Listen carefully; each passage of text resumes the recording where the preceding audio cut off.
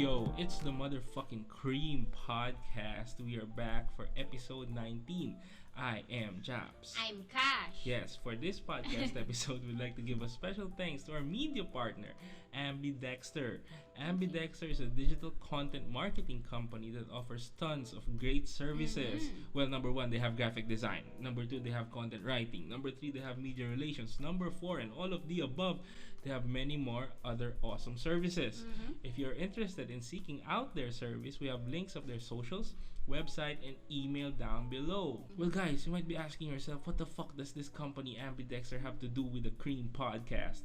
Well, Ambidextr will launch an Ambi-blog series which features different podcasts. Every week, they will be posting a blog feature on different podcasts based in the Philippines, and we have been very fortunately selected as their partner. And we are very excited to be a part of such a very amazing series. And guys, we are very excited to show it to you. We're on cloud 9 right now because yesterday they sent us the draft of the blog feature, and it's wow. Very jaw-dropping. I mean, can you imagine this shit? Someone is writing about us. Someone is paid to write about us. Shout out Ambidextr. You guys are very cool. Very cool bunch of people. Thank you, Ambidextr. Who else do you want to thank? Guys, go check out Sweet Treats by Riva. They make delightful homemade baked products like blueberry cheesecake, flavored buns, and many more. Okay. And currently, What? in-update na pala nila yung menu nila. Parang ano lang, Old Testament tapos New Testament may na. strawberry cheesecake na sila. And Dude, why are we not buying this shit? Fudge cake. Fudge that shit, Unfortunately, bro. hindi ako nanalo sa pag-giveaway nila. May pag-giveaway sila. Why? So, Why? Anniversary na ba? Bakit sila may wala, masyado lang sila mapagbigay. Parang Shopee lang, Oo, no? swerte nung sinong nanalo. And you can reach them on Facebook or Instagram. Just search Sweet Treats by Riva, or you can call or text them at 0917-798-1859. Go do that. Satisfy your sweet tooth with Sweet Treats by Riva. Go ahead, guys. And guys, we're doing a podcast and we have 2 laptops right in front of us. Can you imagine yourself working with a computer that is so slow, so broken, it's trash? No, who the fuck wants that? Guys, if you have problems with anything computer related, please do yourself a favor. Go contact PowerFix Computer Solutions. They can repair, they can build, they can do magic, they can change your lives. Go message them on their Facebook page or contact them at 0916-153-1092. Send them a fucking message now. Yes. Grabe, enthusiastic tayo. Very much. Ang dami naming energy because you know guys, today is Friday. It's September 18, the year of our Lord 2020. And yesterday, we recorded this episode, and you know, Kashina, I learned that Kashina has been lying to me. So nawala ako sa mood, and we canceled the recording. So we recorded it. So we have to compensate with the delay. We have to compensate with the delay. We have to put some fucking energy into this shit, bro. Yes, magpahinga muna tayo. Yeah. So, yeah. This episode, we're gonna talk about interest. Hindi yung interest ng mga utang na hindi nyo binabayaran. Oh my gosh. Number 1, magbayad muna kayo ng mga utang nyo. Tama na sa kaano dyan. Iwas sa mga pinagkakautangan nyo. Ano nyo interest ayusin nyo. Hindi. Things that, you know, we ponder at night. Things that we lurk the internet for. Things that we watch, we read, we listen. Just because it has our interest. It's almost our passion na. Pero not necessarily, not that big a deal. Like parang ano lang, you know, pastime, hobby, bagong ano. So, thinking about interest, what comes on top of your mind? Like, ano number 1 mo? The most recent things na may interest ako are plants. Diba? Oo. Ako sa zombies, ako interested. Is this a battle? No. Pea shooter. Shit. Okay. I told you guys, we need to compensate with energy, right? Sige. Especially those yung heart-shaped plants. Mahilig ako doon. Yung Ano tawag dyan? Caladium. Kalachuchi ang tawag dun, guys. Caladium. And last July, di ba, nag-plant shopping tayo. Plant diba? You shopping. actually bought me 2 plants. Two diba? plants. Oo, yung pink variety ng caladium and the pink red, yung rare one na plant. So, thank you. So, where are they? Are they still alive, the plants? They're still alive. Luckily, they are still alive. Hopefully. Pero, inamin ko naman, wala akong green thumb. Wala kang green thumb? Oo, kasi, Why? matagal silang mag-grow. Matagal silang Okay. Oo, kasi, kinento ko sa friends ko, shout out Lindsay and Dazzle, na kinakausap ko yung plants ko. Yeah. Good morning, good night, like parang ganun. Buti pa yung plants mo, kinakausap mo. Ako, wala kang interest sa akin. Tapos yun nga, so napapansin nila masyado ko daw bini-baby yata. So, which is wrong? Sabi nila, may mga plants daw na hindi talaga masyadong wag daw galaw-galaw, saan lugar, ganyan. So yun nga, nag-stop ako, mag-good night, mag-good morning sa kanila kasi feeling ko ayaw nila sa akin. My babies don't like me. And then, yun na, tumubo na sila. Nandiyan sa labas so, ngayon. nung tumigil kang i-baby yung mga halaman mo, mas tumubo mabilis na sila. silang tumubo. Baka mabaho kasi yung hininga mo, kaya ayaw nilang ayaw na, to ka. Bakit dito sa podcast? Speaking of plants, guys, I don't like plants. Because I have a very traumatic experience when it comes to plants. To be specific, cactuses. Ay, oo, and guys, before you correct me with the word cactuses, you can Google that shit. That's a plural word for cactus, okay? Don't be... Defensive. Kasi inunahan ko na. Kasi nung nalaman ko din na word pala ang cactuses, like parang, word ba ang cactuses? Anyway, let's go back to the traumatic experience. Kasi this past few podcast episodes, my friends have been telling me na parang, uy, bakit sila lang palagi yung mga nilalaglag ko with their stories? Why not a story of my own? And here's one. Okay, let's make the long story short, okay? Summer of 2007 or 2006, I spent my 2 months ng April and May sa Dumaguete. To be specific, in Dawin. Dawin is like in between Dumaguete and Dipolog. No, Bacolod. Dumaguete and Bacolod. I'm sorry, guys. My grandmother used to have a house there, and there's a big tree, and my grandmother loves plants. She has a lot of plants, so she has a whole table of fucking different species of cactuses, like the hairy ones, the big ones, the round ones, the cucumber-looking ones, but all of them are evil. That's what I can tell you, okay? So I had a basketball rim. My uncle made that shit. So I've been hooping there for the whole summer. I've been shooting a ball. I have a basketball. I've been dunking kasi mababa lang. Dunk ako. And one day, hindi ko alam, sabi nila na duwende daw ako, pero I don't believe that shit. I just believe that I'm dumb and the cactuses are evil. So I ran, I fucking dunked that ball. I slipped like mid-air somehow, some way. Fell into the table of different cactuses. And guys, that happened around 3 p.m. like in the afternoon. And up until 11 p.m. my grandmother was nursing me in our bathroom. She had a tweezer. So isa niyang tinatanggal lahat ng mga tinik sa right leg ko. Hindi ka pa pinagalitan? Kasi ako magagalit talaga ako pag inano mo yung cactus ko. Noong una, nagalit yung lola ko. Pero nung nakita niya yung sitwasyon, okay, parang there's level na parang natumba lang yung bata, nakabasag ng jar, papagalitan mo yung bata. Pero when you see the kid bleeding, crying in agony and excruciating pain, unahin mo na lang yung yung bata. So, yeah, I was bleeding all over the place. Dude, I kid you not, 2 weeks after the incident, I still have cactus thorns that I can pull. Sometimes like maramdaman ko siya pag hinahawakan ko legs ko. Like parang putang ina, meron pa. Dude, very traumatic. So, last time, si Kashina may cactus, ang paniwala niya, ginalaw ng kapitbahay nila, kaya namatay. Guys, I am now confessing you that I'm the one who killed that shit. Because those pieces of shit are from the devil himself. From the devil. Kaya pala, wala na.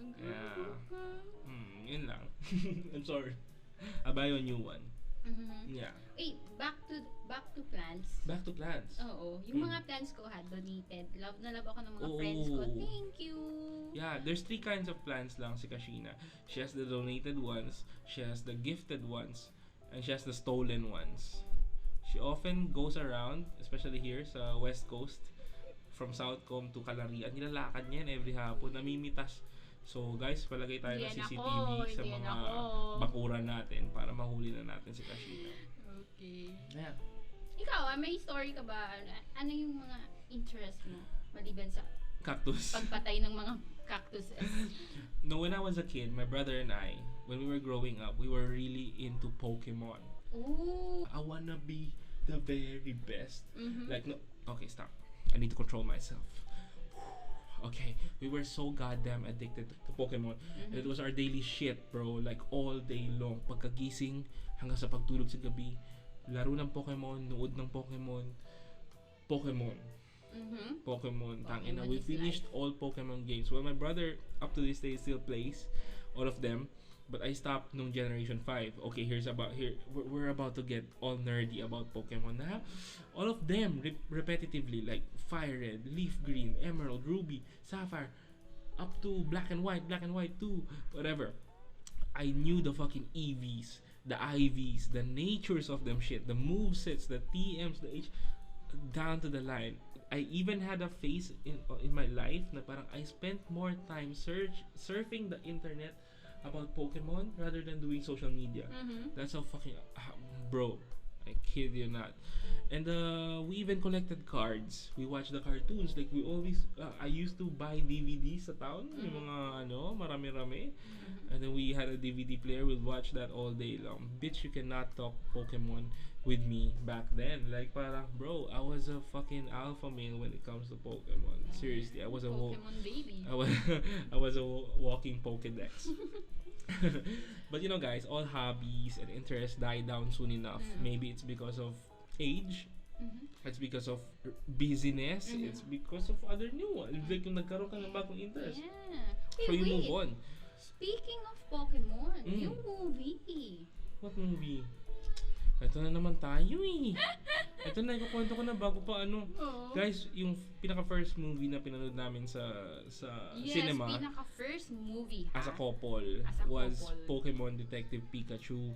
And that's a very good start for a couple, ha? Don't ever. Pili ko na una pati mag-anniversary kaysa manood ng ano. It doesn't matter because it was the perfect timing. It was Pokemon. That's the perfect timing to Yun watch lang, a movie. gusto niyang panoorin, Yeah. kaya sige, okay. So I must admit, na umiyak ako on the cinema because my childhood Habang- flashed before my eyes. It Habang was very kinakanta mo yung ano. It was very nostalgic, Umiyak ka. guys. It was very yeah. Pokemon baby. Yeah, so other than my Pokemon and cactus stories, what other nung habang child ka, nung bata ka, what were your childhood interests? May naalala ko pero nung high school ako, mahilig ako manood na ng mga makeup vlogs, video tutorial, gano'n. Mahilig ako sa makeup kasi dati yung tita ko from Australia, lagi siya nagpapadala ng makeup. So Okay. madami kaming klase-klase ng makeups doon. So gusto ko malaman kung paano siya gamitin. So ganyan, curious ako. And then one day, high school graduation, kailangan namin na mag-pictorial. High school. Yes, Okay. so lumabas ang skills ko. How? Kasi ayaw magpa-makeup eh. Tapos yung mga friends ko din, yung mga close friends ko ha, shoutout Donita, Len, Justin, and okay, apat na ba sila? And Krisha! Okay, don't forget Krisha. Bro. Okay. Oh So, no. uh, Girl fight. No, mabait sila lahat. Babait sila. Do they listen to the podcast? Yes! Make sure, guys. Make sure. Make sure. So yun nga, pumunta sila sa bahay ko, nagpa-makeup sila. So ako nag-makeup sa kanila. So yun nga, ganyan. Okay. And then, eventually, lalabas na yung yung face after ng yung picture. So may ano ba yung tawag pag sa university magazine, basta blazer ang tawag. So may tarpaulin doon. Yung dalawang friend ko, andun ang face nila. Out of the 5 of you, Oo, 2 of your friends had their faces Si there. Len, si Justin, I'm not sure kung nandun din si Krisha sa tarpaulin. Sabi ni Donita wala daw siya. So yun, di ba nakaka-proud? Kasi di ba sobrang baby ko pa para tapos nandun ang face nila. Di ba? Dalawa lang yun, di ba? Or So, parang charming ba talaga sila? Or kasi, maganda yung makeup. Oh, maganda yung makeup. Pero di ba, nakaka-proud. Yeah, Kaya feeling ko nakaka- charming lang sila. Oh. Okay. No, So, yun. seriously, may nakita na ba akong produkto mo na minake-upan mo? Kailan ka nag-makeup? Na nakita ko. Kasi nagkakilala tayo, hindi na ako masyadong may makeup. Reasons. Hindi na ako. Reasons. Nung college kasi, nung may events, ako lang may makeup sa akin kasi natakot nga ako. Baka, Why?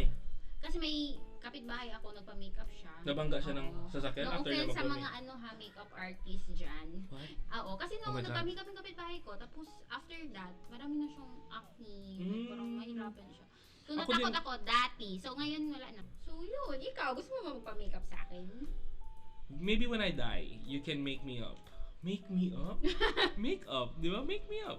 Tama ba? Put some makeup on me when I die. Yeah. Yeah. Moving on. Ano ba yung mga hobbies mo dati? Your interests? Hobbies dati. Ito one of my hobbies dati. And up until now. Well, technically, hindi ko na siya hobby kasi profession ko na siya. Guys, I had na-mention ko na to on a previous podcast episode. And my first experience with a computer was back in 02 or 03. Naalala ko pa yung CPU namin dati. Pagkalaki-laking monitor. Tapos nakahiga pa yung system unit. Pahiga siya, boy. Hindi siya pa... Yung white? Tapos, tapos putang ina, ang bigat. Body, boy. Tang ina. Siguro mga 10 kilo yung computer. Putang ina, pag yun nilinisan dati, tang ina, kailangan 2 tao magbubuhat. And man, what an experience when I first held my very first... Well, hindi siya sa amin dati. Sa family. My very first computer. What an experience talaga. It was... and from that day, I never looked back. Like, naalala ko, 2002, held my first computer. 2003, nag-internet cafe na ako, boy. Ang ina, tumatakas-takas na ako dati. Growing up, I fell in love with tech and the whole culture behind it. Like, parang, how that stuff, some kasi, they just wanna turn on the computer, they just wanna play, sit down, that's it. Me, I wanna figure out how things work. Like, parang, why is this mouse here? Where is the fuck is this mouse wire connected? Why is it connected there? How is it connected that way? Ganun yung mga tanong ko dati ng bata ako. So, when 2007 came, we got our first internet connection at home. Nagpalagay yung parents ko. Which is very good idea kasi it stopped me from going to internet cafes na. I stayed at home to do, to study, to play, do whatever I want. So I remember the power I had nung ma-internet. I had endless possibilities on what to read, what to watch, what to like indulge myself into. And I must say naman, no dissing to the schools I've attended pero I've learned so much more on my own in the internet versus sa school. I mean, there's just something wrong with the educational system. I mean, I remember nga, I had one subject nung college ako. Ang tinuturo ng prof, who invented the mouse?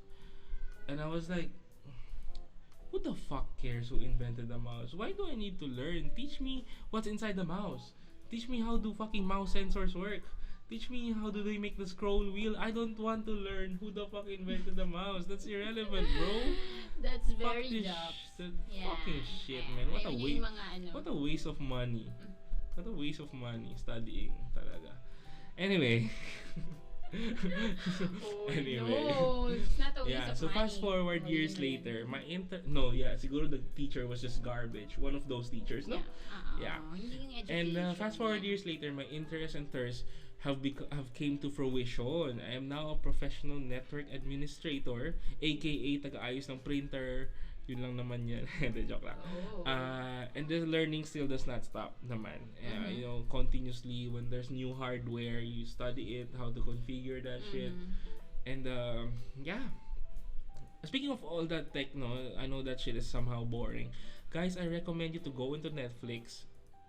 Kung wala kang pang Netflix, wag kang Parasite. Maghanap ka ng kaibigan mong may Netflix, bayaran mo para maki-join ka. Wag kang, 'di ba? May mga kakilala ka bang ganyan, buddy boy?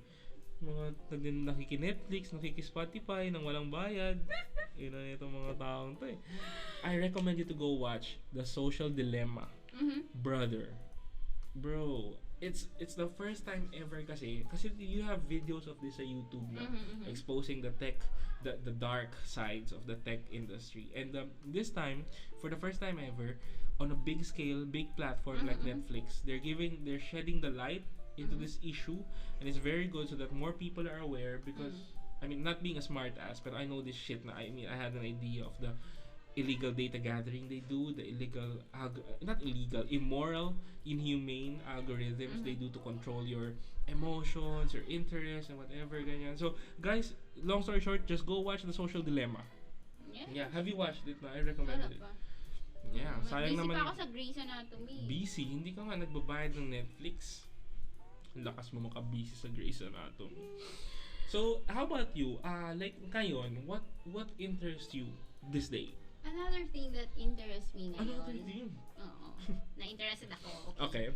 Is cooking. Cooking. Oo. Diba? Kasi diba I've mentioned sa previous episodes natin na I grew up in a family na magaling magluto. Masarap magluto. In fairness, napakasarap diba, ng pamilya nila magluto. Mahilig kumain. Hindi lang kayo masarap magluto, mahilig talaga kayo magluto. No? Yes, mahilig kami Mahilig. magluto. Oo, mahilig kami magluto. Yeah. So, diba, nung nag-pandemic, so nag-try ako mga yung chicken wings, diba? Masarap. Yeah, Oo. masarap Tapos naman, ngayon, in medyo, fairness. marunong na ako ng medyo maraming, Like, large pansit, scale food. large scale. Kasi dati, parang dapat isang serving lang, yun ang kaya ko eh. Mahirap yan I mean, I've experienced that. Parang kaya ko magluto ng for me and for 2 people, ganyan. Pero once malaking malaking kaserola, malaking kawali, iba na yung lasa kasi hindi mo na makuha yung portions niya. So, yeah. So, yun. Gusto ko. I mean, actually, kaya ako nag-work hard, diba? Kasi gusto ko ng magandang kitchen. Oo, from utensils, plates, and mga appliances. Ang dami kong kitchen sa bahay. No, not kitchen. Kitchen, kusina pala guys. Akala ko naman kasi kitchen. Oo. Actually, gusto ko rin matutong mag-baking kasi never ako. Baking. Kaya Riva, please. Baka may pa-seminar siya. Uy, baka may pa-seminar. Hindi, baka next time si Sweet Treats magpa-giveaway ng oven. Oven naman. Huwag naman puro desserts lang yung gini-giveaway natin siya. Tapos na natin, kontrata na, internal agreement. Ako na manalo. Only shout out. Oo, napaka-slap soil naman. Oo, napaka-slap soil. Oo. Pero sana nga, di ba? Oo. Yeah. Kasi gusto ko mag-bake for you. Okay. Lasuni, joke. Yeah. As of now, yun lang. Okay. Ikaw? Meron Well, pa ba iba? to this day naman, anong interest ko this day? I've had an on-off relationship with podcasts since 2015. I mean, there are phases where I listen to my favorites religiously, like listen to it while I'm driving, listen to it when I wake up, listen to it while eating, at night, doing whatever, while taking a bath. Like, I'm really locked in, and I'm really into that shit. And sometimes I just move on. I game, I do other shit, I do business. I mean, it's just an on-off relationship, just like ours, right? Yeah. Today I don't love you. That's it. That's your rebuttal. Like, I'm really and guys, I must admit na parang since we put up this podcast, my interest really grew from like 0 to 100 real quick. Kasi I'm very interested like the way it works. I mean, guys, look at this shit. I mean, you cannot see it, but we bought a ring light. We have 3 cameras. We have two condenser mics. I fucking bought an IEM, an in-ear monitor. It's just an earphones pero on steroids. Guys, I recommend you to go get it.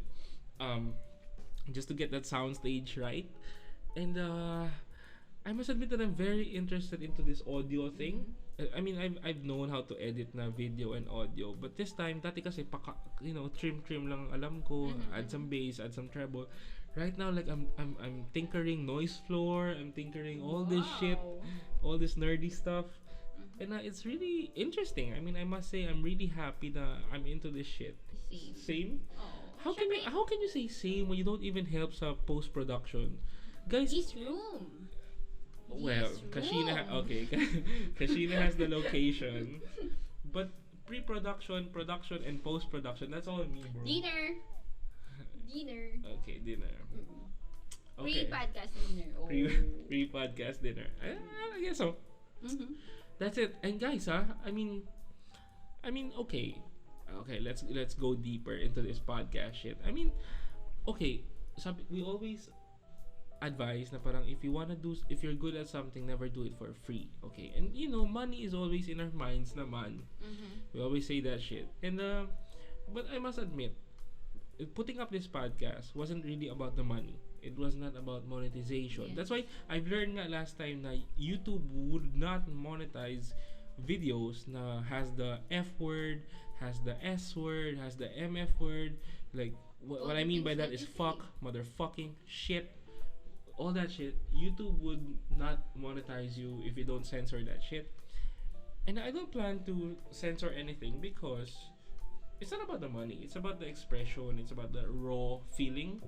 Yeah, you'll find that out soon sa vlog feature namin with Ambidextr. Stay tuned, guys. And no, thank Thank you you. kasi di ba in-encourage mo din ako mag-join sa Yeah, and guys, if you go kasi stream the whole akong mahihain, if you go stream the whole catalog, episodes, you can really see Kashina's progress in terms of speaking lang.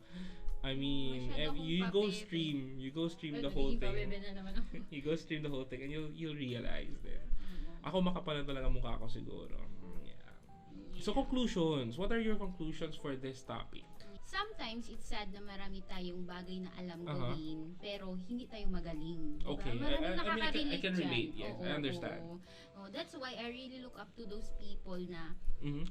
like into something talaga True, sila. very Like true. vlogging, like parang, di ba, alam nila anong ginagawa nila, yun ang gagawin nila for sa entire lifetime Like they're willing nila. to give up their job. They're willing to Mhm. give up.